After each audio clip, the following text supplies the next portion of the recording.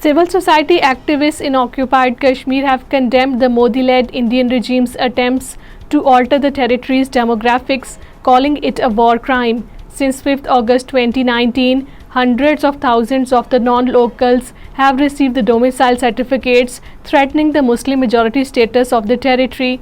The activists claim that this is a part of a covert plan to strip the Kashmiris of their identity and advance settler colonialism in occupied Kashmir.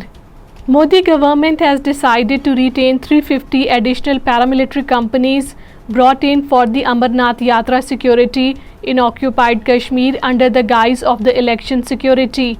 This prolonged stay of the paramilitary forces has raised concerns that the Modi regime is exploiting the pretext of security to suppress the freedom voices in the disputed territory. All parties Hurriyat Conference has condemned the Indian authorities' crackdown on the freedom of speech in occupied Kashmir, stating that anyone who speaks out against the Indian atrocities or advances for a peaceful resolution to the Kashmir dispute is being jailed. APHC spokesman Advocate Abdul Rashid Minhas, in a statement issued in Srinagar, denounced the recent killing of a Srinagar youth in a fake encounter.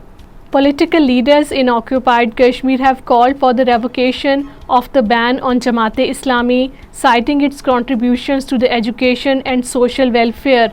PDP President Mehbooba Mufti and National Conference leader Umar Abdullah asked why Jamaat-e-Islami has been banned while the communal organizations spreading hatred are roaming free.